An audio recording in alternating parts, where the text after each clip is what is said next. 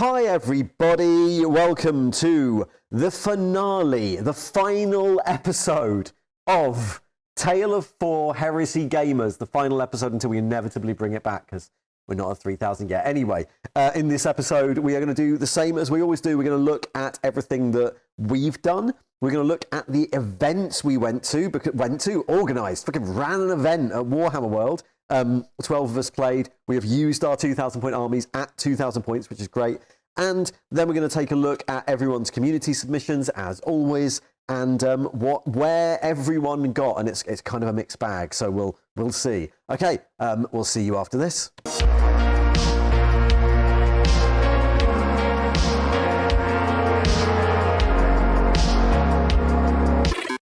Hi everyone, how are you all doing? We're at the end. We've got an army. Well done, everybody. I don't know. I think we've all got things we still want to do to the army, which I guess we'll get to in a bit. But yeah, we've done it. And loads of other people have done it too. We are now capable 2nd edition Horus Heresy players. Well done. Yay. Woo us. I'm a 2nd edition Horus Heresy player. I don't know if I'm a capable one. Well, we'll get to that when we look at what happened in the event, Russ. We should start though by saying that we had an absentee at the event. Bobbie, you could not make it for very good reasons. Yeah, kind of like for a booty element, I didn't bother turning up to the Horus Heresy. Yeah, I had a new job, which I got on very short notice and had to disappear off for 2 weeks training, which meant 2 weeks of not doing any hobby because all my stuff was still at home and I was on the other end of the country. And I couldn't make it to the event, which kind of sucked because I was really looking forward to it. But yeah, unfortunately, in the society we're in, I had to go for making some more money. Yep, totally understandable, and a better job and a more fun job by all accounts. You've run away to join the circus, I believe. Yeah, it's something like that. Something like that. Totally justifiable reason not to be there, and I hope it all goes well. But yes, you were missed. You were missed. Your absence was noted. There were no Imperial fists defending Terra. Oh, yeah, that's no good. No. So yeah, there were 2 loyalist death guards and no Imperial fists. There were 3 death guards overall, weren't there? There was a quarter of the armies were death guard, and then a quarter of them were Alpha Legion. Well, Alpha Legion-ish. Alpha Legion-ish. This is what happened. Yeah, we all rocked up at Warhammer World on Friday night, and then on Saturday morning we turned up for the hastily written, extremely well prepared Battle for Quadrania 4. Yeah, it kept changing between Quadrania and Quadrillania as well, didn't it? Quadrania. Stupid system decided to put itself in the way of Horus's march on Terra. And obviously, in the true tradition of all heresy stories, it was the home of a MacGuffin. Yeah. Turns out the Quadrania system has 4 suns, as you might expect, which makes it a lovely wintertime holiday destination, but very radiation-soaked in summer. And it was summer. Its main export, we decided, was the radiation-soaked stones, which are what you put in rag grenades. So the radiation mines of Quadrania, very important. We split our armies, our 12 players, into loyalists and defenders. That meant that all the Alpha Legion and we actually did so many loyalists that all the Alpha Legion and both Blackshields players had to all be traitors. Gary was commander of the loyalists, and Russ was commander of the traitors. But basically, the way we did this is we had the commanders assign their players 2 tables. We had 6 tables set up. There were all the really fancy feature boards at Warhammer World, which is really nice. And then we would ask the commanders blind to assign players to tables. If their side won a table, then they assigned a defender, and then the other side assigned who was attacking it next. So that's how we ran the campaign. By the end of it, by the second day, we were sort of then going through and figuring out who hadn't played each other, because there was only 12 people, and what table they hadn't played on. And I think everyone had fun. There was another event happening at the same time. Yeah. Ours looks more fun than theirs. Ours looked more fun. It was the Age of Sigmar Grand Tournament or something. They played more games than us. Which is, we played 4 games, and that was the most we could have managed. I think everyone spent the first game trying to remember how the game worked. Yeah. So our first game took us till about 3 in the afternoon. Everyone was in their rule books a lot of that game. Yeah, I think it took us a while. I think Age of Sigmar got through 2 games in that time. But everyone knows that an Age of Sigmar army is 2 big monsters and like 5 guys. Yeah. So, fine. Unless you use Nighthorn like me, and then your army is 400 chain gun. 400 pointless loons. Yeah. I think that's the official. There's 3 sorts of Age of Sigmar army at the minute. 3 big monsters and like nobody else. A load of useless goons and squig hoppers. That's your options at the minute. Yeah, we played less games than them, but they were funner because we had a stupid story. If anyone's wondering, what happened was we based this on the decisions taken by Russ and Gary on the day, but the traitors assaulted the Quadrania system. Oh, it's very bad. The Imperials were in defenders. There was a planet strike mission I stole from one of the exemplary battles. And definitely just changed some of the words the night before in Acrobat and had the hotel print them out. And then the defenders... Some of the words, but not all of the words you should have. Yeah, probably not all the words I should have, just to make it extra confusing for everybody. And then the second game, we played Shatter Strike. I was rushing across the table, I remember that much. Shatter Strike because you chose that you would push your advantage. And then the third game we played was the next day because then it was a terrible decision. So the traitors lost. Yeah, and, terrible decision. So the loyalists decided to castle up. So we played a sort of assault on the castle-y sort of... we played a normal mission, but with the fantastic bright fighting rule.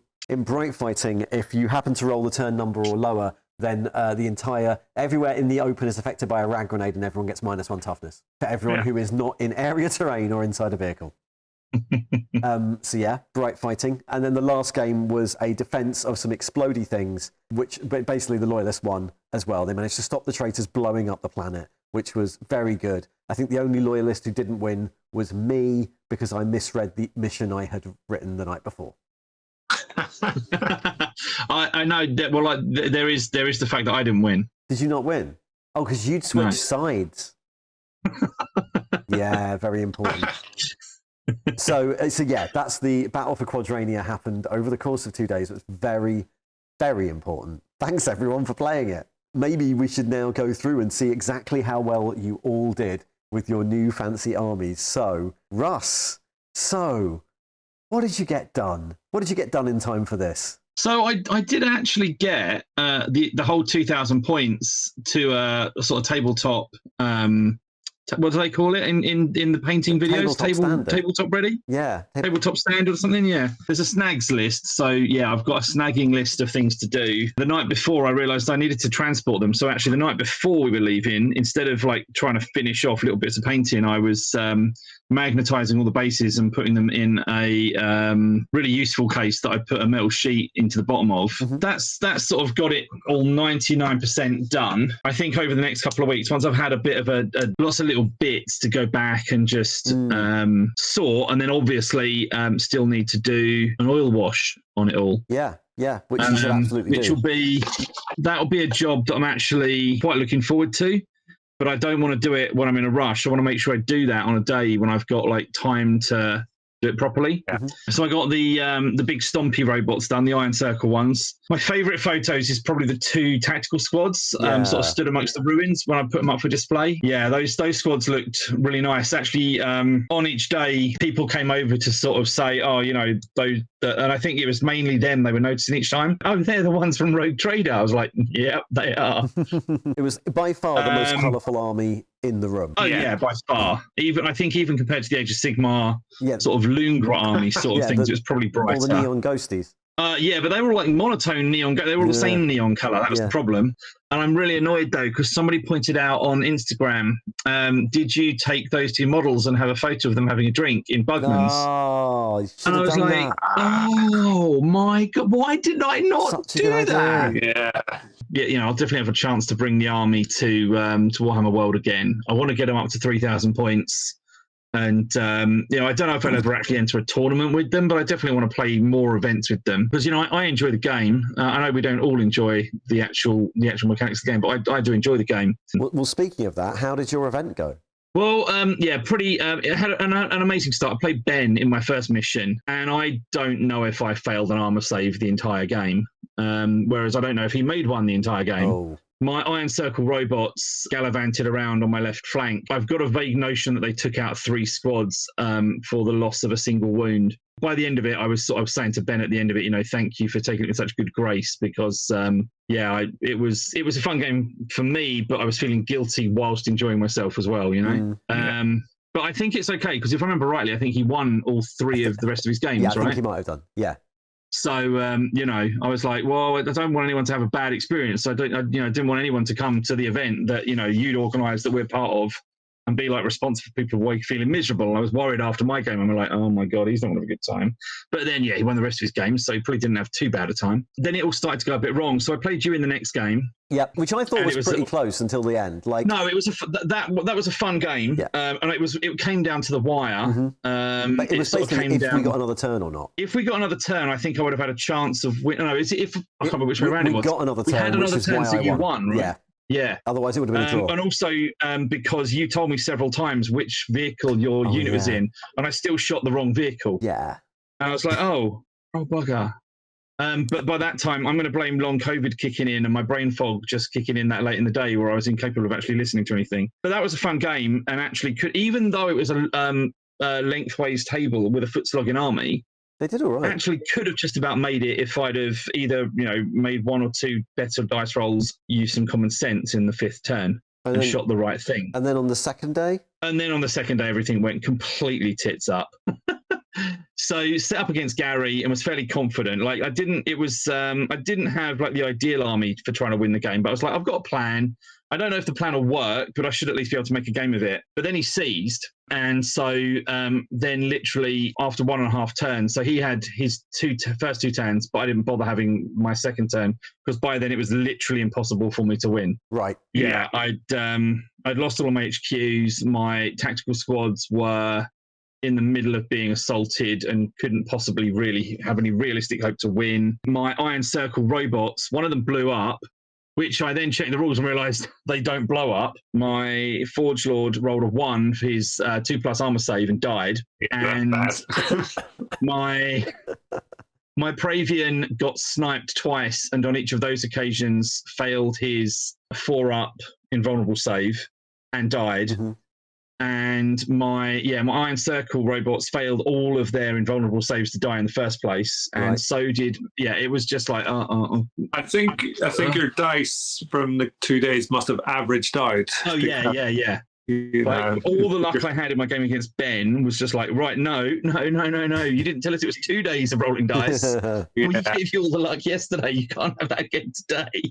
I was feeling bad. It was like every handful of dice you were scripting off models. Yeah, it was like through nothing you did to make it not fun. It was just not a fun game. To the extent that I realised I've always hated Seize the Initiative, but this was the week I actually sat down on the tube. I on my phone wrote a whole little document of here's what we should do instead of Seize the Initiative, called Don't Seize the Initiative. Played my 4th game against Monk, and again it was a game that his army was very skewed, and he didn't have all the tools he needed either. But just the way the mission was written, by the end of turn 2, it was completely impossible for me to win. So I was like, the best I could do is tie, and a tie I lost because of having lost my Warlord, who again died from a strength 8 hit, rolling a 1 on his armor save and dying from instant death again. Yeah.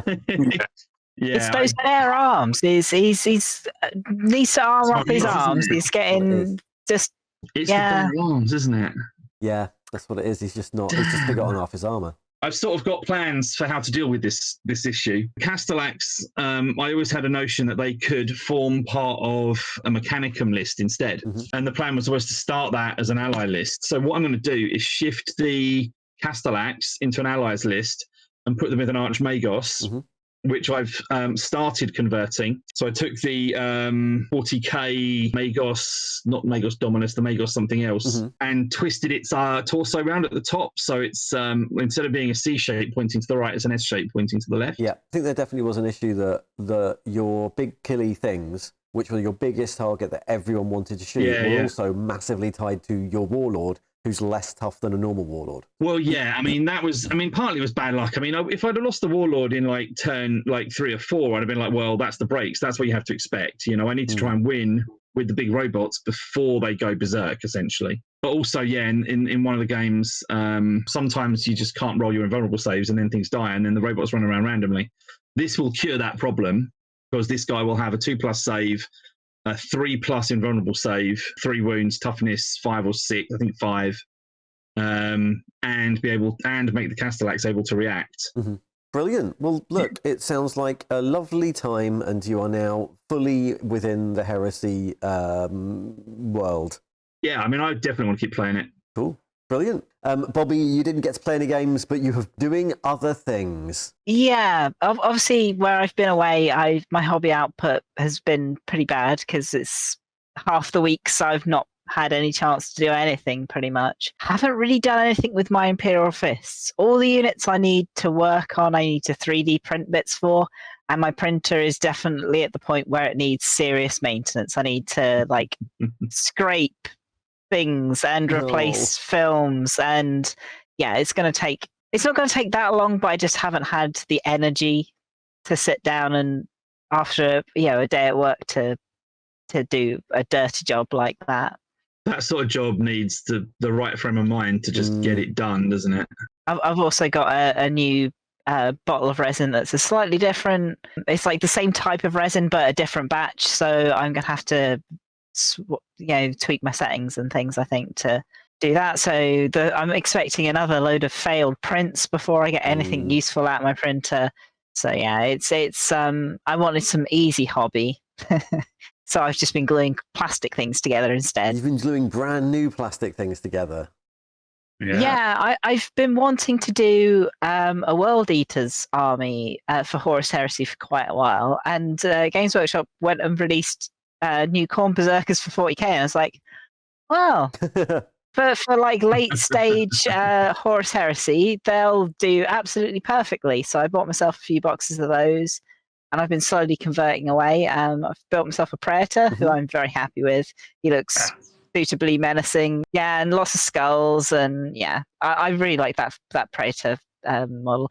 I think I'm going to use that as a Charnel Glaive, which is not a weapon I've seen a lot of people use, probably because it's not good, but it looks fun, and with lots of attacks, I'm hoping I'm going to get some of the breaching, because you get the bonus initiative, so he's going to be like initiative 7, so he's going to be going first, and he's going to have a bucket load of attacks because he's a Khorne guy. So would you not take the special World Eaters weapons? I forget the name of them, but they have their own unique weapons, don't they? They do, but none of them are really that great for characters. You've got the giant chain axe, you've got rock on a string, and you've got the phalanx blades. The meteor hammer I don't rate, but I'm going to use them in one of my units just because they're characterful. The phalanx blades are actually quite good, but I don't know. I just didn't want them for this guy.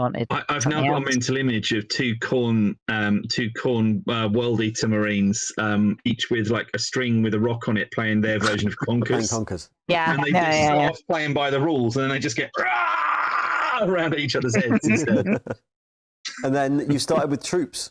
Yes, I've managed to make just a regular squad of tacticals with chain bayonets. There's a few bolters from the Mark 6 kits, and there's a couple from the more recent Chaos Space Marine kit as well, because I wanted some belt-fed bolters. That was just an easy way of doing it. The sergeant's going to have a bolt gun in his left hand as well, so he's going to be charging forwards. I do also need to find some more heads. I want some Mark 5 heads. And yeah, I've started a despoiler squad as well, because you've got to have that. Despoilers with chain axes and heavy chain swords. And I think the sergeant's going to have phalanx blades when I get around to making some. How close is the Primaris head to the Mark 5? It's more like a Mark 4. It's like a Mark 4, yeah. And then also you've been doing a bit of the now traditional March for Macragge. Yeah, I've started thinking about it, at least. I've got a first company Ultramarines army that I've been building for I think at least 3 years now. And every March I try and do a little bit more on them, because they've been sat on the side, partly finished for quite a while. So I do have Chaplain Cassius, who is obviously a good Ultramarine character. And which version have you got? So it's the plastic one that was in Deathwatch Kill Team. Yeah, that one. But I've changed out his pistol to be the combi weapon that he has in his data sheet. Yeah. So yeah, I've got him, and I might do some honor guard, and I have that nice Primaris company champion that I still haven't painted. So yeah, they might get painted up instead. I was thinking I might do March for Macragge this year for the first ever time as well. And now I see you've got all these Ultramarines there. Now I'm thinking maybe I'll do March on Macragge instead as a sort of versus sort of look at the Ultramarine who's dying beneath my boot type modelling challenge instead. There are lots of armies that have tried to take Macragge, and they've all died trying. Brilliant. Well, look, even though you didn't get to come and you were missed, it's lovely to see some progress, and also progress in a whole new Heresy army. So also well in it. We're going to have to get some actual games in when you're next free. Hopefully, at some point, I will actually finish the last bits for my Imperial Fists and we'll get a game in with those, or I'll have this new World Eaters Zone Mortalis army to fight with as well. So great, all really good. Gary. So hello. You had a lot of progress and some interesting new test things you were doing in the run up to this event. Yeah, so I was sort of quite confident I had loads of time to get everything done. And then everything sort of got dragged out, and I was playing a bit too much Call of Duty and stuff. So it became a bit of a rush towards the end. All the vehicles were built last month, and then I got them spray painted, and I wanted like a tan color. This is because of old White Dwarf. Yeah, so it was like an old White Dwarf army that had Space Marines at a different color to the vehicles. And I was like, I'm going to try and copy that. That was quite common back in like Road Trader days, that the Space Marine tanks would be camouflaged and maybe have the symbol of the Legion on it. I grabbed a can of spray that I've had in my cupboard for a long while, which was desert yellow, and I thought, yeah, that sounds like tan. So I sprayed everything that, and then when I looked at it, it was way too yellow. it looked quite Imperial fisty. So I was frantically dry brushing and trying to desaturate them to tan, and it was working. And I was chatting with you, and we said, okay, let's do the oil wash, which I'd never done, because I could like basically glaze the whole tank with a brown sort of oil wash. So I gave it a go. It was like about a whole week of every day messaging you constantly. Which version of this do I need? Which version? Which liquid goes on next? How long do I have to leave it? Yeah. I've got the brush in my hand. Do I push it up or down? it was that way. It's a bit of a leap of faith when you first do it, because they look like shit for an entire day. Yeah, so I really had to do it because they definitely look too Imperial Fist. The other way that I tried to de-Imperial Fist them was by putting transfers on. Right. And I hate transfers. I really do hate them. That's why I bought all the shoulder pads so I didn't have to do transfers. And then when I got to the tanks, I messed up and had to use them. So I bought the GW big wolf head transfer sheet. Mm-hmm. They look really good. Yeah, they came out really good. They tied in with the red color. I put a lot of red and gray on to get away from the yellowy tan. And yeah, I'm really happy with how they came out in the end. The oil washes, I think, were phenomenal. I'll definitely do it again. Really scary washing it on, and when you're taking it off. You finish painting, and then you're like, now I'm going to ruin my army and hope it comes out all right in a few days. And when I was looking on Reddit, there was horror stories of people putting it all on, but then, oh no, I forgot to varnish. So as they were wiping off, they were taking off swathes of the acrylic underneath as well, and they could not do it. So it became like massive salvage. And I said, do I want to do this? But they look great. They look really good. The tanks. Tanks got done. Really happy with those. It left me with very little time at the end. On the last couple of nights, I had 30 Marines to get up to speed. So I got 20 tacticals and 10 las cannons done. Literally paintbrushed down the night before I was getting on the train. Classic deadline. They look really good. They look brilliant. I mean, they look really good for that speed of painting. We say that speed. I am ridiculously slow. I mean, it was still like a good 20 hours of painting, you know. And then how were your games? So you rocked up and played 5 games because you had a practice game against Nathan. Yeah, right. So practice game with Nathan went really smooth. Nathan is a bit mad. He's cut his rule book up into sections with a scalpel.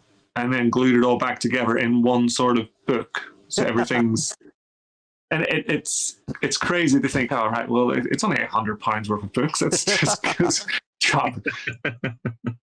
But he was finding rules so much quicker, so I'm tempted to do it. Purely, I don't think there's a big resale on the books, especially since I will use them until they're out of print or out of edition, and then they become worthless. Yeah. Ish, you know. The game went quite well. There's a few little things that came up, you know, which I realized again that I was bashing off dreadnoughts on one flank. I couldn't really deal with them, so I was like, right, I'm going to have to watch out for dreadnoughts during the event.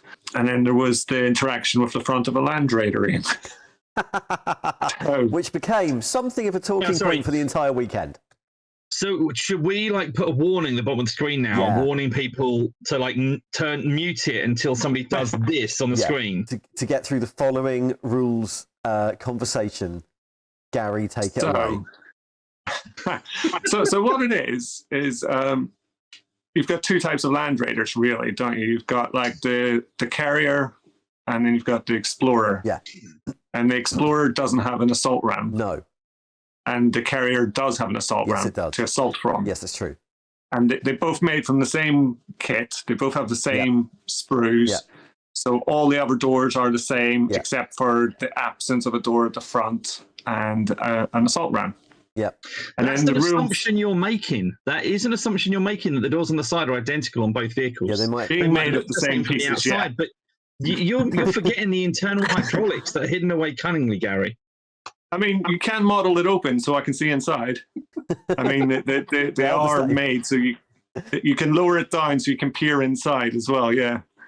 Anyway, so we've established that it has an assault ramp on the front. Yeah, and that gives the vehicle the assault vehicle rule. Well, does it? Or does it just have the assault vehicle rule? Well, it's definitely the one change. I mean...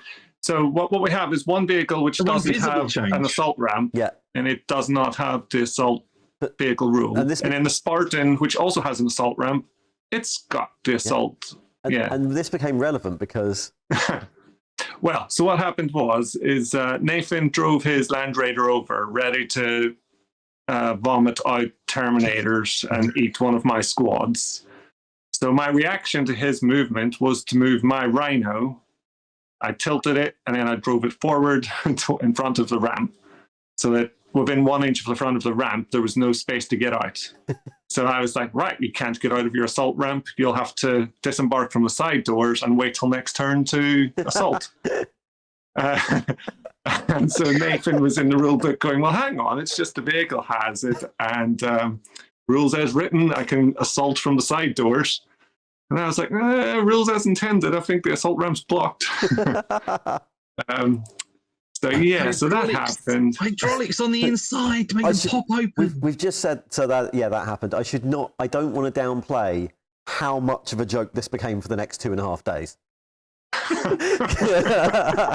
How much this could not be stopped talking about. This was the big discovery of the entire weekend was you shouldn't assault out of an assault ramp when you haven't got an assault ramp because you can't use the assault ramp. I mean, so when I look at it all, because it's basically the same Land Raider with a different door, what would actually help the Explorer is if it also had the assault rule and it could assault out the sides. Because at the moment, it's point increase and decrease in capacity. I think just not being able to get out the front, so you have to go out the side and lose a few inches, would make the Explorer more viable. Being that it's got the same doors, why not assault out the side? I can see what you're saying from a narrative point of view, that obviously the assault ramp is for the assaulting. That's correct, Bobbie.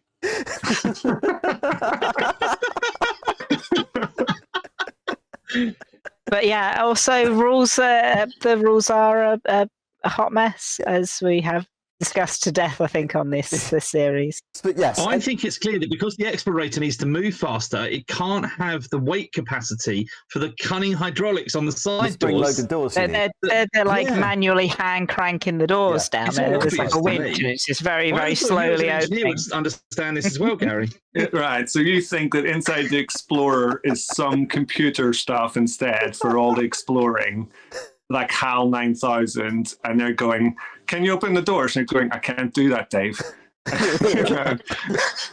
It's taking them a whole turn to negotiate the exit. To the extra sealed doors. This is the hill that I will die on.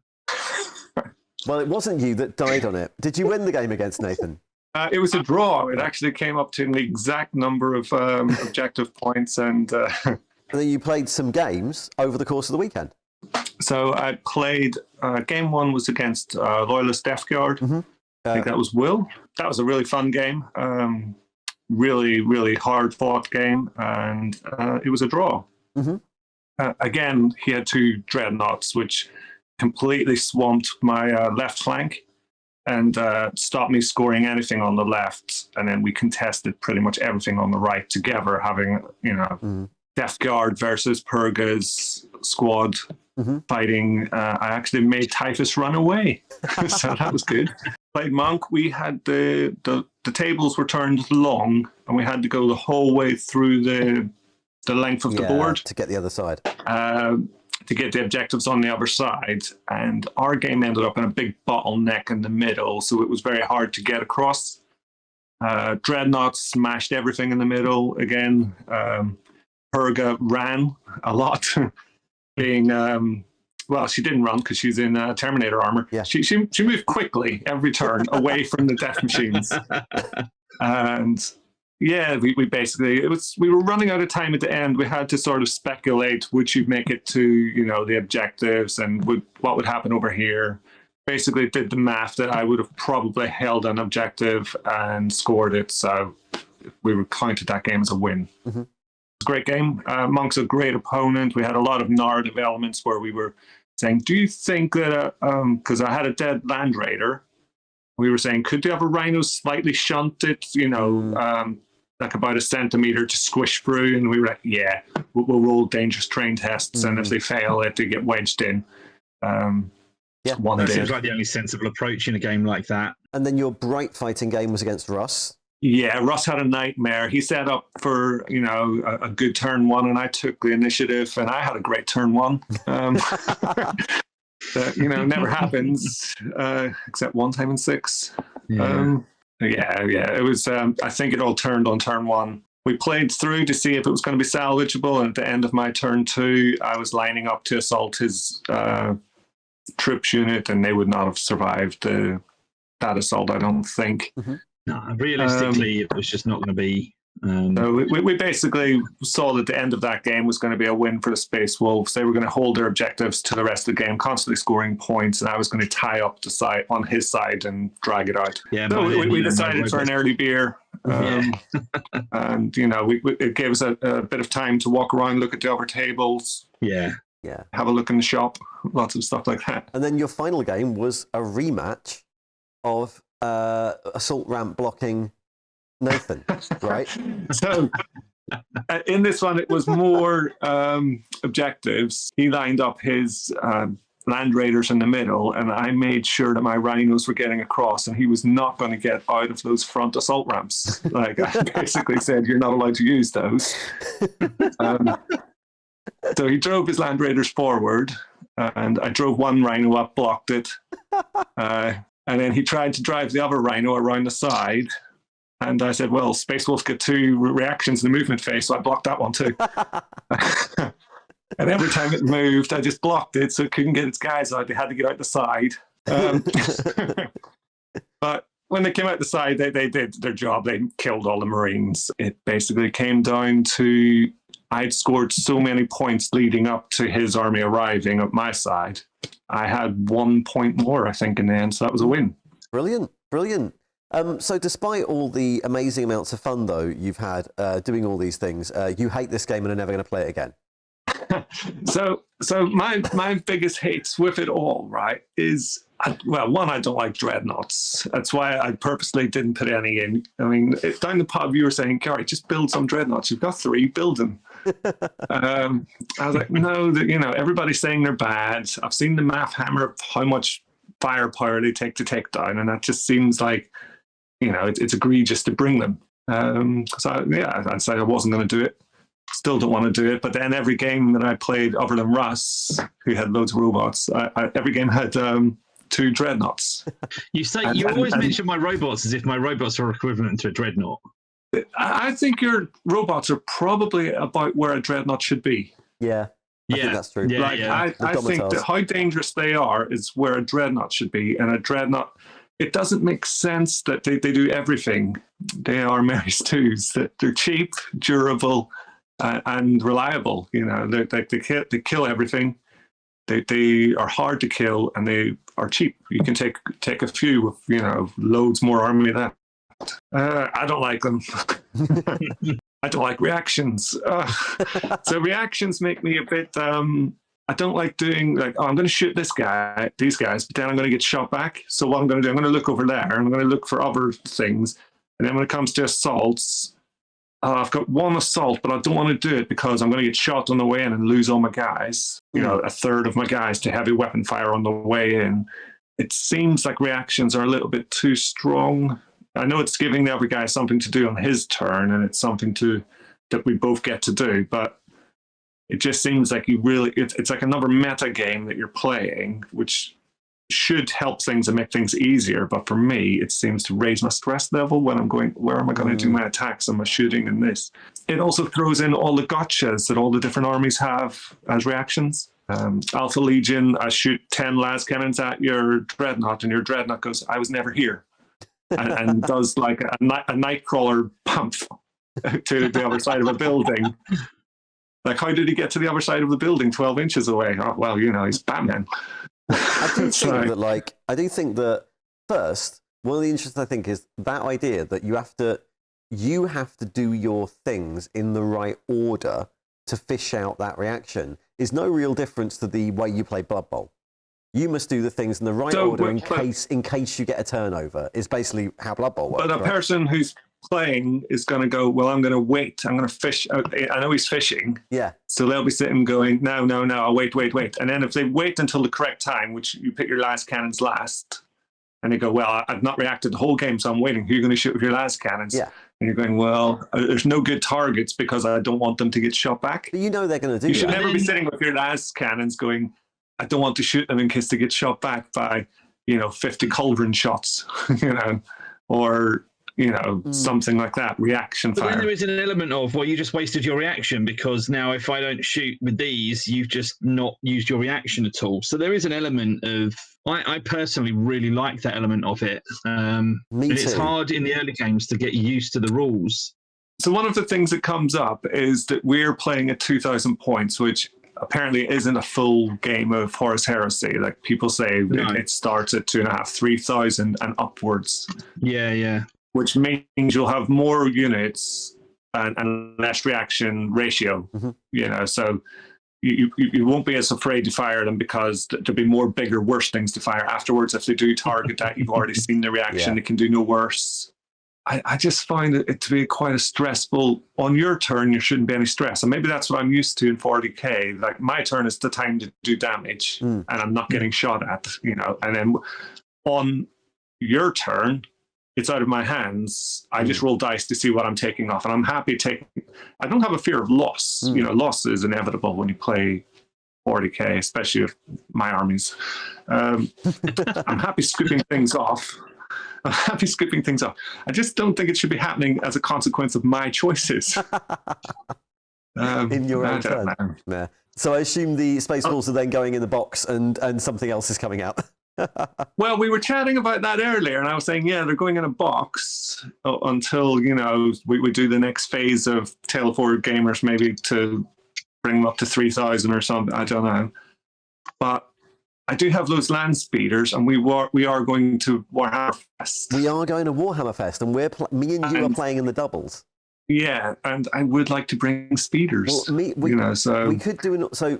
My position on Warhammer Fest, which is when going to a proper tournament full of people who you don't know and might be arseholes, you bring the easiest and simplest thing you can possibly play, the quickest, fastest, least engagement with the game as possible. So I was fully up for great. Can I just bring a knight, one big and three little knights, or 6 box dreadnoughts? Just something stupid for a laugh. And I do have 4 speeders that I haven't used yet, so we could just do speeder army. Yeah. I don't like the idea of being the dreadnought army, being how much make me such a hypocrite. Oh yeah, we'll all bring dreads. But like to both your army and my army. There isn't one for speeders, but there's probably one for bikes or scouts and something like that. We can just we'll just take a recon army and play speeders. Just they're absolutely terrible. Speeders, flyers, that's it. Yeah, I was looking at speeders. I expect them to be terrible. They're only toughness 5. You know, they're going to get shot to pieces. They don't have. They're no dreadnoughts. No. Well, we'll bring a recon army with maybe the occasional sneaky recon dreadnought. Yeah, well, painted desert tan. Yeah, I don't think I'm doing those. But I'm more excited to go play Shadespire again, to be honest, than I am about Horus Heresy. Like once we got back, I was like, right, put those in the corner and started painting my Snarfangs. Mm-hmm. So yeah, Horus Heresy didn't really scratch the itch. I was hoping that it, fill the void of my memories of 5th and 6th edition 40k. I was hoping it would be that. I think Reactions and Dreads have soiled that a bit. So well, the other thing we should probably do is the other thing might be, as you say, try playing a 3,000 point game. We've probably got almost the right amount of points once you do those bits, and it might be that at that point it clicks. Yeah, cool. Well, look, I also went, as everyone knows, as I said in the last thing, I am currently without a house. I'm in an Airbnb for months, so all my hobby stuff is away. So I managed to make some progress. So I assembled and painted up all the drivers for the speeders, which I converted out of loads of parts. They look great. I converted a Stormseer, a Terminator Librarian. He looks great. And then obviously I actually did paint up the chaplain that was made for me by Caudal. And he looked cool, but he's the only one I actually was able to finish without doing the whole oil wash thing, which it takes a load of process and I don't want to do in someone else's house because it's a bit smelly. The speeders the speeders are done, but the crew weren't in them, so I didn't bring them. And the army had the only change really from what I was playing before was the army had the chaplain in it, who was really cool. So that's good. Thank you obviously to Caudal for making him. I'm glad that I managed to make some change. But otherwise I brought the same army I've been playing for a bit, which gave me a bit of an advantage. It meant that I knew a bit what I was doing. And to be honest, I did all right. I had 3 wins and a loss. I think that loss was mostly because I forgot to read the rules and deployed all the wrong models at the start. So yeah. So I brought those. I turned up Friday night and then played my 4 games. It was really fun. I should say, now we'll go through in the community bits who was there, but everyone was lovely. I think everyone had a lovely time. It was very silly. And lots of crazy things happened. It was really fun. And the nice people at Warhammer World made it easy for us. Yeah, I had 5 great games, to be fair. So. The games were great. The opponents, everyone was lovely. No one was being a dick, apart from possibly me. And everyone there, the staff and everything were really, really helpful. Lovely. So I played 4 games. I played my first game against Caudal, Russ Blackshields, which went pretty well. I think I seized the initiative because cool stuff I can do. Snipers did really well. So I took 2 squads of Pathfinders, Recon Marines. They did really, really well. So I took out a lot of characters at the start. He did bad. We both did badly on our reserve rolls. I should say that my plane did really bad. He had 1 good game, and the rest of the game was completely useless. Both of our reserves were terrible. A huge amount of Nyx forces in Deep Strike. By the time those Deep Strikers landed, there wasn't a lot left. So that was a win. The second game was against Russ, which is quite tight. In that my Praetor ran off the length of the entire board, spent most of his time running away, and then I think cinched victory by assaulting one of your squads and holding them up from getting into my deployment zone. Yeah. But yeah, so my Praetor ran away in that.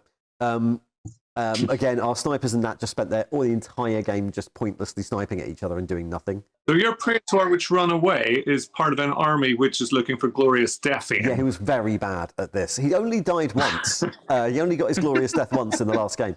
So then the third game the next day, which was Bright Fighting, was against David's Alpha Legion. I must say that did not go well. David he just had a bad game. His dice weren't coming up well. I think I annihilated it. I just took off everything. I killed Exodus. Brilliant. So I had 2 sniper squads. 1 sniper squad shot at Exodus. We're going to take his last wound off with their Wrens. He used his sneaky Alpha Legion thing where you move it 12 inches and then scattered directly into the path of the next sniper squad who shot him.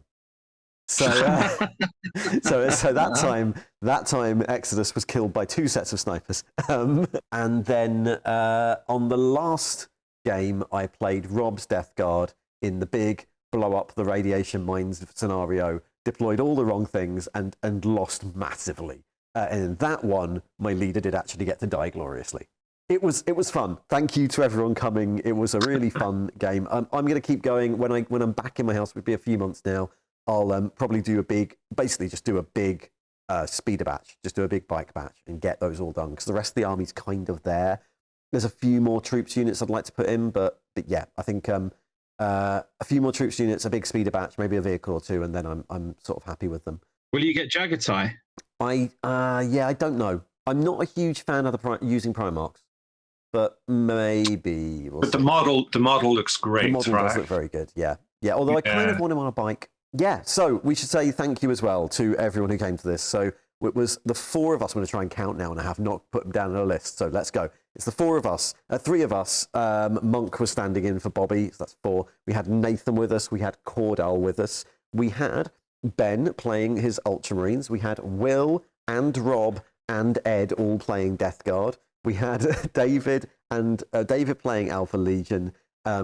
We had Thomas Macariel, who's going to be on the thing, playing his White Scars that were beautiful, absolutely beautiful army. Yeah, that's 12. Yeah, so all those people turned up. It was great. We were gifted some sets of tokens from the lovely people, one of whom was playing this, at WOUNDWIDGET. WOUNDWIDGET, if you have seen them, if you've not seen them, we use them in all of our games, a lot of our games. They're sort of big pointy arrows to track your wounds and turns and command points and things like that. They work with a series of O-rings and notched arrows, which means they point directly to the thing they are, and they're impossible to turn over or get the wrong number on once they've been set. It's much better than a dice next to a tank. Yeah, you pick up the dice to roll it, and then you go, "Oh, what was that on a 4 or a 5?" Yeah, or you roll the dice and it bumps into the dice and turns the number over. Yeah, so these were like a deliberate solution to that. And they're really. It's one of those things. I don't understand how people see them and don't want them. I'm like, I saw them, so I bought some. Yeah. I don't understand how everyone isn't. Oh, they're really good. I'll buy some. Yeah. Well, two people got some and can now find out. We should say that the funnest player was David and his Alpha Legion, and the best army was Nick Cordell and his fantastically converted Blackshields. So they're great. Yeah. We should applaud. And thank you to applaud as well. Thank you to WOUNDWIDGET for donating the prizes. I will put a link to where you can buy them in the thing below. They're really you should buy those. I used them in my Grey Knights army for tracking the multitude of wounds you get on Grey Knights. And then I used them in this for all the different rhinos I had. Yeah. They all had the small one, which tracks 3 wounds each. You just place it on top. You don't confuse. Was it that rhino or that rhino you shot? Later in the game. It's I wouldn't go without them. So thank you to everyone for coming. I hope everyone had fun. Now we are going to go through everyone's community updates. So some people have got their stuff completely finished. Some people have not, but everyone's got some progress. So let's go through everyone's finals, starting with some of the people who were at the event. So first up, I've got Thomas. Macariel brought his White Scars. It was his first proper games of Heresy in ages. That army were beautiful. Really, really nice. They're very different White Scars to mine. They're like done in a really sort of cool blue scheme rather than the sort of warm thing.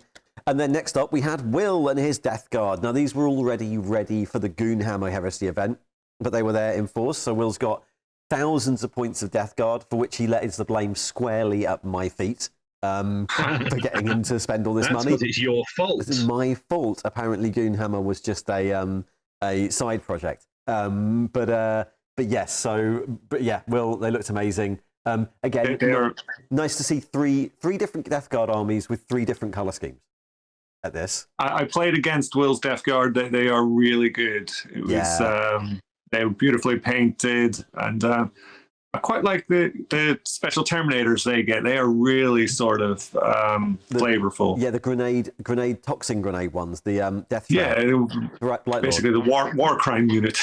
Yeah. Well, that's basically the army for Death Guard, though, isn't it? Yeah, I think it was a lot of points in that squad. Yeah. He had Typhus in that squad as well. So David brought his Alpha Legion.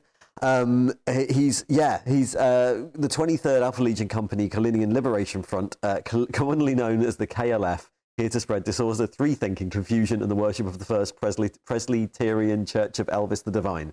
In their pictured here in their year 11 graduation photo.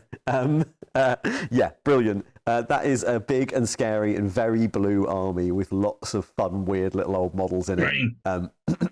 We've really, really enjoyed those. Ed came with his Death Guard. He built, his big thing was building a Contemptor, which obviously Gary loves, for that weekender.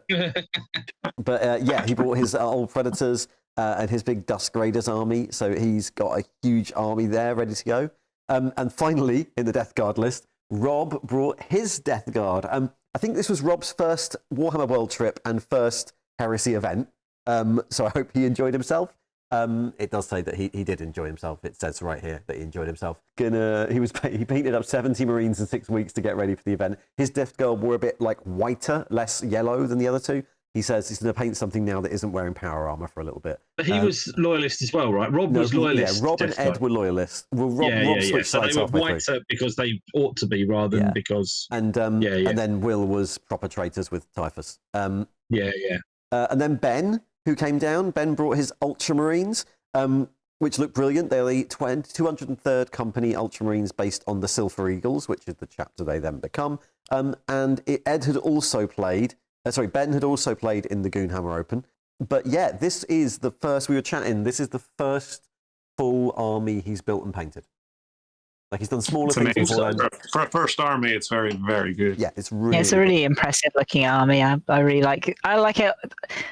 Armies in Heresy that are based on, become 40k armies, I think are really cool. And also armies that is very clever, that they are a successor chapter before succession. Yeah, and also when it's like Ultramarine armies that don't look exactly like the colour scheme, like this is a slight variant Ultramarines with a lot of silver in there who then become a different thing. It's lovely, really, really nicely done. So here we go with the rundown of where we got armies to. Mark has been doing and has got done a load more tanks for his Iron Hands. He's also a Blood Bowl player, so I think that's what he's going to be doing after this. Predators were February's edition. Brilliant stuff. Yeah, really good. Well, sorry, I realised you're talking about the Blood Bowl there, Gary.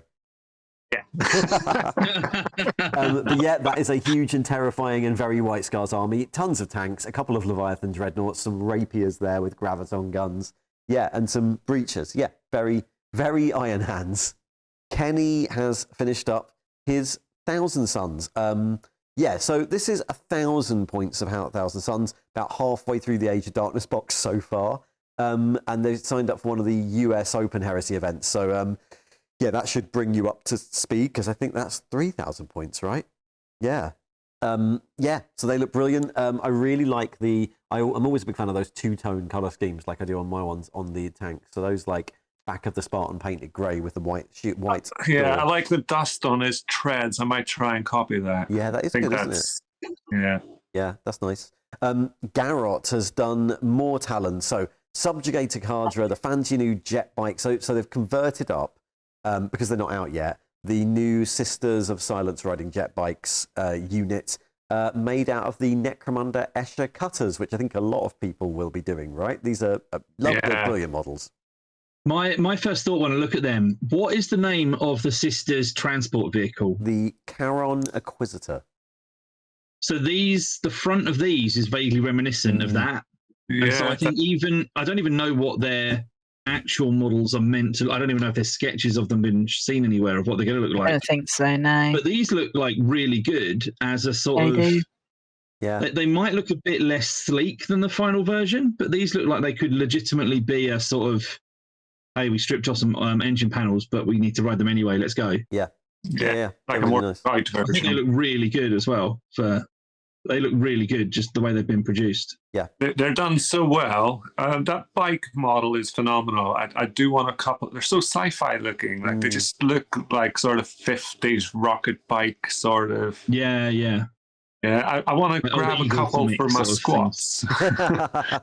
like just to sort of double down on the sort of sci-fi trope of a rocket bike with a bubble helmet. A proper actual jet bike with a big jet engine at the front. Yeah. Yeah, they look. It is just a jet engine, isn't it? Yeah, a jet engine with a seat. Yeah. Rob has done salamanders, so he hopes the event worked well. Look forward to this update. And he's off for surgery, so hopefully we'll be recovered for time for his April event that he's going to.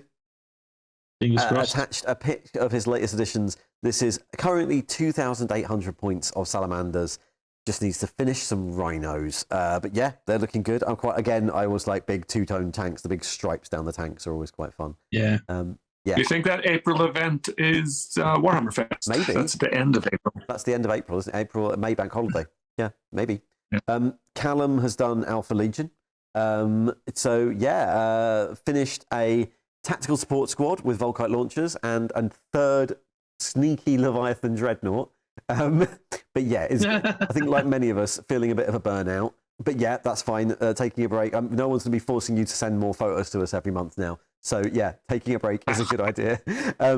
Almost done. So yeah, they're looking absolutely great. I'm glad there's so many of them. To be honest, you've got enough there to play happily for months to come. So yes, a well-earned break, I think. Mazu has done some Blood Angels, getting stuck painting the forces of Cygnus with the plan of eventually painting the demons. They've been painting a lot of demons. They have finished about 2,700 points of Blood Angels, pictured here. And at the front are the ones that got done this month: Cataphracti, Despoilers, Melter Support Squad, Predator, and a Chaplain. Arsa, so Arsa never finished the Word Bearers. They were starting right at the very start. If you remember, it's because they started painting a commission for their friend. And that army is done. For 135 models finished in 5 months, well over 2,000 points ready for war. Wow. We've repeatedly said how good these look over the last few months. Yeah, really, really nice. Yeah, definitely detailed. Yeah. I really like the I'm assuming that they're destroyer squad of some sort, the ones in black at the front in the bottom right there. Yeah, I think so. Yeah. I think the friend's going to be very happy with the commission. Yeah, I hope so. Annoying that they're not yours. I don't think I could ever do it. Yeah. Dave has painted some Space Wolves. He's now put down his Fenris the Lovers on Instagram. Has put the final Space Wolves. So a couple of HQs, converted up a Runecaster and a Jarl. And this is 2,000 points. Says it's a good source of motivation, which was, of course, the point to motivate you all to keep going and us to keep going. And yeah, as we've said before, they're looking really, really nice. Looks absolutely brilliant there. Fantastic, yeah. Quite similar to your army, Gary, in terms of makeup. Land Raider. They look much better, I think. It's really tied to, as a complete force. It looks really cohesive. Yeah. I enjoy the pale sort of, great. It's great. Now, we're not totally immune to new entrants, and Mike has emailed in for the first time with his first attempt at painting something in 30 years, possibly finished. Not happy with the wonky highlights, but proud they managed to do the thing with limited paint choices and only one brush. So yes, it is a modern Primaris Ultramarine, but I say, given it's the last one, it still counts, and well done, and here's to many, many more. Potentially ones from 10,000 years before that, obviously. Looking really good. It looks great. Yeah, very good.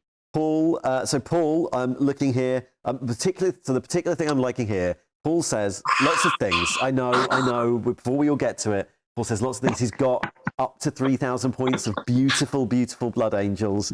Done some destroyers to serve as Dominion Zephon's bodyguard, and has done Sanguinius himself. Which is brilliant. And it was converted him a bit to make him look a bit more like St. Michael in Luca Giordano's Fall of the Rebel Angels. But mostly, the thing we're all excited about here is that Paul has done the thing all of us secretly want to do and posed in the same position as Brian Ansell for his army. Amazing. Absolutely amazing. All he's missing is the cut-off T-shirt. Well done. That's the best photo. You win, Tale of Four Gamers. Just for having that. We really need to do that when we get round to reviving our 5th edition armies. Neil, then, 6 months later. So Neil has been doing Word Bearers, got a Lorgar finished there. Dinner Primarch has met a load of new people and got a new favourite game, has played 6 games with these, and has learned a load of new techniques. So it says, thank you. Well, thank you for being part of it and emailing in. That's the full Word Bearers army, and Lorgar on his great big disky base. Ben. So Ben is the final submission of Heresy White Scars. Ben's done really well here. There's so many of them. Loads of White Scars there. So yes, just need to finish 2 apothecaries and a few more troops, and then the bikes, then more bikes. Actually had a big game themselves, so they've done some actual gaming as well, which is really nice. But yeah, looking forward to finishing the army. Thank you for being part of it and for consistently sending things in every month. Jedoan is doing DA, Dark Angels. Yeah, again, not nearly done, but I think made a good effort. And I think so too. Loads there. Yeah, it's very, very good. I really like the on the Dreadnought. Yeah. I really like the knee pad. The checkers. Got that. Yeah, it's looking really good. Yeah. Yeah. So yeah, it's done a little frame video that shows you all the different units that have been done there. Looking really good. Ian has been doing Night Lords. Sorry, one more other thing with that Dreadnought, which I haven't seen a lot on the other Dreadnoughts, is the Havoc Launcher. Why are people not taking Havoc Launchers on their Dreads? I think because if Dreadnoughts can't split fire, so if a lot of people take las cannons on Dreads, and then you don't want, so the thing you are fire, the only Havoc Launchers on Dreads will work really well on like a bolt gun Dread or an auto gun Dread maybe, but yeah, but I don't think they're often taken. You wanted a double fist Dread, it might be worth putting Havoc Launcher on it. And if you're sending your Dreads after tanks, which, you know, with las cannons or multi-melters and things, yeah, not going to put a Havoc Launcher on it. Yeah. It's such a good-looking sort of Havoc Launcher. It just seems wasted. That's like, I'm just looking at it, I was going, hang on, I've just spent the weekend at Warhammer World and no one had one. Ian has done Night Lords. Yeah, this is huge. Night Lords 8th Company, 4,800 points. Especially 4,800. What, since we started? Doesn't say. But yeah, 48. I could believe it. It's 4,800 points. Well, I mean, a lot of that's the Age of Darkness box. So yeah, 4,800 points since we started a month after it. Yeah, that is huge. That's really well done. Some lovely little saber tanks there at the back. I like how the lightning seems to go across the tanks, all of them. Yeah, so it covers across. Yeah. So it looks like it's going across every tank at once. Yeah, really, really nice. Gil has done Ultramarines. Got really far, not as far as they had hoped, but it's a start. 242nd Company Ultramarines, but really the 42nd Company 2nd Legion. Yes, and apparently there's a load more that are done but don't have bases. Yes. Again, we've mentioned how good an army this is. These are really good. Lovely. Really, really good. Yeah, really, really nice. Well done. Yeah. Here's to even more stuck on their bases. And then finally, we've never seen a big photo of these because we only get one unit a week. Shide and his salamanders. So here they are in all their wibbly wobbly yellow glory.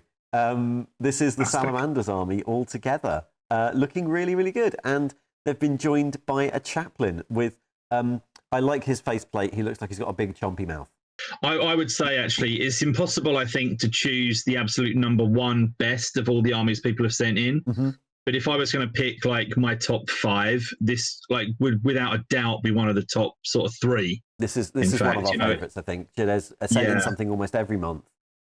They've always been like they're a lovely blend of a really simple scheme, really well done, that you don't see very often. Yeah. Beautiful work. You say really simple, but it's like to put those lines on top of that yellow is so brave. Like it's like it's very easy to mess up and go, I've got to do all that yellow again. Yeah. You know. Yeah, maybe that's where you end up putting all the logos. Yeah, no, they look brilliant. They're really good. Thank you for being part of this. Will has sent in his combined Blood Angels. One is 2,000 point. He's done a 2,000 point army, but this photo is of the sort of monster that the project's become, vastly more than 2,000 points. There's still 50 Marines on sprue, and as you can see, that army is like getting slowly put together and in various stages of completion. But it looks like it's well on its way there. I mean, it looks like enough to play an army with, right? Play a game with, right? Is that original Mark 6s at the front? The front RTBA ones, yeah, those are the white ones. Yeah. How many of them are? It's hard to tell because it looks like quite a few are RTB ones as well at the back. Oh, I don't know though. It's hard to tell from this photo. Yeah, it's at least one squad painted up. Yeah, very good. Joni has again another late entrant. Joni is first entry, last episode. Joni has entered his Sons of Horus. So just in time for the last episode, small Sons of Horus force started back in July. That's when the box came out. With a knight. Used it as a test bed for the Sons of Horus color scheme before diving in fully with the army painting to see if he liked it. They liked it. Just finished the Volkite Heavy Support Squad today, just in time for this episode. And so this is just over 2,000 points. And yeah, they look really, really nice. Wow. Beautiful Horus there. I think the giant white eagle platform really sets it off. The Horus is amazing, and it's so good to see really well done black armor. Yeah. And then just the face just so stands out so incredibly well. Yeah, it's really, really good. It's really nicely done. Yeah. So then Manic Mushrooms has sent in their final thing. So this is 2 final armies. If you remember, Manic has 2 armies so that friends can play. Final photo of almost everything painted during this Tales. After a recent points count, it's 6,000 points of Iron Warriors and 5,000 of Imperial Fists. Oh my god! And that's considering the fact that for the last few months they've slowed down with painting. Has been painting playing some games instead. So there's some base work still to do, some weathering still to do, but yeah, it's a lot. It's 2 incredible armies there. Like that's so impressive to get that much done. Yeah. The really silly point is that it's 11,000 points, and then there's the comment of, I've also got a bunch of different sprues to do some allied detachments of Sons of Horus and Ultramarines. Oh, and Emperor's Children. It's like, you've done 11,000 points. Yeah. Have a break. Have a Kit Kat. Yeah. They're really good as well, aren't they? They're beautiful. It's such a nice combination. Yeah. So well done. That is absolutely tons of stuff done. Jasper has done the opposite, I think. Jasper, after 6 months, they have completed a groundbreaking 2 squads in a HQ. So not maybe as much as they wanted to get done, but it still counts. Would have liked to finish the Contemptors, but work and uni gets in the way, like with all of us, really. I mean, same thing happened to a couple of us at the end of this. So yes, very nice color scheme. Yeah, very, very nice. Using Tamiya Clear Red for the blood. But yeah, they're looking really good. So here's to them, slowly plodding on and getting to an army size. Luke has put in their final submission. So despite the hopes of getting the army done by the end of February, again, work and studies has got in the way. 3 more Justarin have been painted, the Sons of Horus. But mostly, see how much opportunity to put paint to plastic and see how much to get painted. And yeah, they look like they're really coming along well. That's still a good amount. You can still play a game with that. So yeah, looks like it's really coming along. Yale has emailed in final additions to the Studio Guerri World Eaters Army. So yeah, Angron in red muscle armor, like he's rampaging through a game of Diablo. That's amazing. Yeah, really, really good. It's a great photo as well with all the background and stuff. Yeah, the classic Marines falling off the bases there. Obviously, these are eligible for March on McCrag, aren't they? March on McCrag, March on McCrag, where you paint some Ultramarines. There's a Angron Primarch Demon, the new Angron to mix in with this. So 2 different Angrons there. Mulching on McCrag. Mulch on McCrag. And then finally, sort of the chaplain that I think we saw earlier. It's a lovely conversion. So I've been following along, watching. It was painted very quickly. The Demon Angron. That was just a fun one to watch the progress, like day by day on Instagram. It's like, I wonder what we're getting for Angron today. Yeah. It's just, the verdigris is a really nice touch there. It excuses a lot, doesn't it? Yeah. Hang on. We've gone wrong. These are Night Lords. Are they What's Night That's Lords? what I was saying. They're too dark to be Ultramarines. It's no. There's a little red thing on the one on the floor underneath Angron. Oh, he's a and then Night what Lord. gives it away is the last one. The heads on the floor have lightning, I think. Oh, yeah. Okay. Yeah, I think you're right. Yeah, so I said it's too dark to be I'm Ultramarines. not I think sure. you're right. I think it's Night Well, Lords. no marching on McCrag there then. Okay, fine. He'll let us know. Andrew has been doing the Raven Guard with attached militia army. Yeah, everything fully painted so far. And then the fully assembled militia. Obviously, we're all still waiting for militia. But yeah, looks like looks like really good progress. Hopefully, we'll get some rules for those, and that will work in a bit. Tom missed last month due to being very busy with Middle Earth, which I'm taking to mean he was off being a hobbit somewhere in January. Most of the Age of Darkness box is now complete, and here are the results. Looking really, really good. Yeah, lovely. Nice. Good contrasting base. Yeah, it is a really good choice of base colour, isn't it? Alex then has sent in their final update on the Imperial fists. So much here, including a lovely Praetor there. The Daughters of Dawn, bit smaller than she planned, but they still bring a solid punch. Yeah, they're really, really lovely. This is the console here is from the recent painting was the console from the 2015 Kauf box set to add to that. Yeah, planning. I think this would be another of my sort of top 3 armies and one of my favourite things I've been watching on Instagram as well. Partly because we've just seen it grow every single episode. I think that's part of it. Yeah. I think for me, one of the things I still remember is seeing them go from yellow to having their oil wash, and it was already good, and then it was just sort of transformative, the oil wash on these. Yeah. Going to continue to build this army and maybe get some games in this year in Wolfsburg, Germany. So anyone, Nordic Painter on Instagram, if you're near Wolfsburg, Germany, then hit him up for a game. Colorblind. Night Lords, again, we've commented on how brilliant these are, but it's lovely to see them all together. Yeah. About 1,000 points worth so far. Though they've assembled a load of Rogue Trader vehicles, I think their first submission was a load of patched together Rogue Trader Rhinos. They have not paid a single tank at all because they're a bit scared because I've painted a tank for 20 years. But as Gary can tell you, you just need to take the plunge and do something really stupid with them. Filippo, this is Filippo Rabora on YouTube. So, very late to the party, another last-minute entry, and here we have more Blood Angels. So, they've done a load of characters remodeled essentially as Sanguinary Guard. There's some beautiful work there with some of the that I really like the Sanguinary Guard Dreadnought modelling there. Flying Dreadnought. Blood Angels love a flying Dreadnought, and the banner. Look at the banner. Yeah, some really excellent conversions and painting in that lot. It's a lovely looking force. Yeah, really nice force. Sort of blood lightning is phenomenal on the coming out of the fingers. And then finally, and so Sarah, last minute submission, photos coming in as we're recording. Sarah is a recent patron to the channel, been following along the whole time, has managed to just get in before we finished. Missed the event, but has been able to finally paint some models that they bought several years ago. For the original Heresy. They're both works in progress, but works in progress to meet this submission deadline, which is exactly what this is for.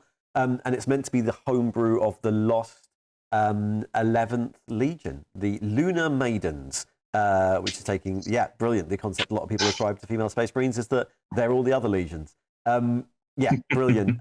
There's a tactical support squad with Volkite Calivers going in there.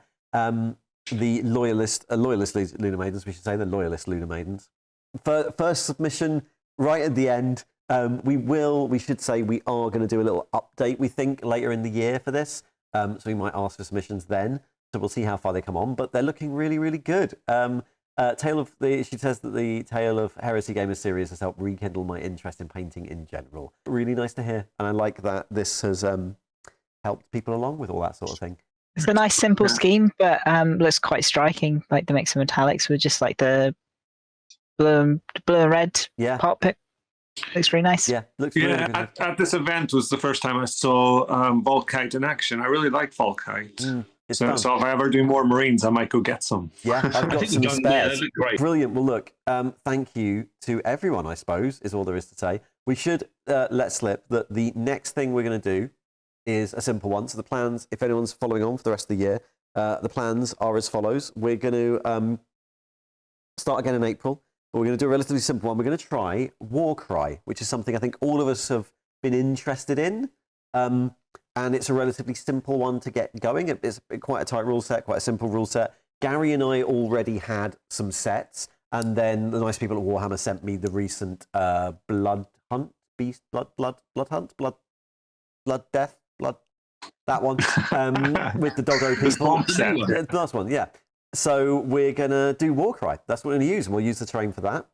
I think there's plans afoot for Ben, who is 90% Geek on YouTube now, who ran our very first Tale of Four Gamers, the 5th edition event. That might come back this summer, in which case we might do an update where we up our armies or change up our armies for that. And then after that, we might try and come back to Heresy. Maybe we'll see how far our Heresy things have gone.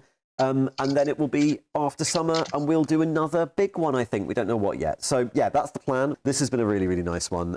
Thanks to the three of you for being my gaming companions for the last 9 months we've been doing this. And it's been great. Yeah, I mean, I don't think I would have made this Space Marine army without the deadlines involved in this. Because... Oh, I know I wouldn't have. Yeah. We all know you wouldn't have, Russ. See now your paint. No, for Warcry, I'm going to have a simple plan. The plan's going to be simple. I'm not going to elaborate once I get started. I'm going to do a simple plan. You're not going to paint stripes and spots on absolutely every model, then. You're not going to do an army which is only 1987 models where you've cut all their arms off and replaced them with 1983 models. No, I'm not going to say that. No, what I'm going to do, I'm going to get the models. I'm going to get the models, and I'm going to slap shop them. Thank you to everyone who's been part of this. Thank you for everyone who's been able to be part of this and submit their armies. I hope it's been useful. I hope we've been helpful in getting people to up to speed and getting people's armies done. And it looks like it's been really popular. So we will do this again. I don't know how, in what format. We'll explore that next time. But until April, we'll see you all next time. Thanks, everyone. Bye. Bye. Bye.